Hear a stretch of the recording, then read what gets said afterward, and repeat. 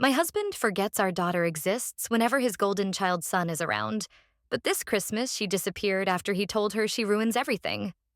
Every Christmas, my husband turns our house into a stage for his son, Liam. Lights, expensive gifts, inside jokes, a whole performance. Our daughter, Emma, gets whatever is left, emotionally and literally. Liam is 15, my husband's child from his first marriage. Emma is 9, our child together. You would never know that by the way he treats them. When Liam walks in, my husband's whole face lights up. When Emma tries to talk, he suddenly needs a minute, or forgets what he was saying. He calls it being tired, but it always happens when she needs him most. This year, money was tight. I bought Emma a sketchbook and colored pencils because she loves drawing. My husband bought Liam a new phone.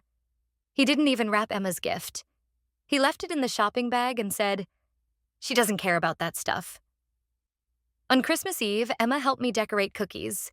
She kept glancing at the door, waiting for her dad and Liam to come back from their thing, some vague tradition he never included her in. When they finally came home, they were laughing about a joke Emma wasn't part of. She rushed over with a cookie she'd decorated just for him. He barely looked at her. "Later, Em, not now." Liam rolled his eyes and said, "She's always in the way."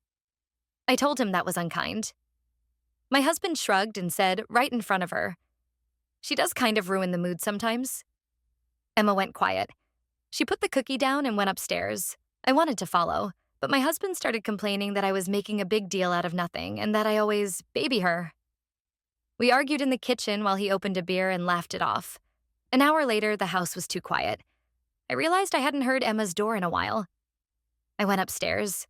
Her room was empty. No coat, no boots, no backpack.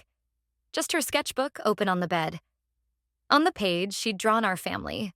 My husband, me, Liam in vivid color, and herself as a faint outline, barely sketched, erased around the edges.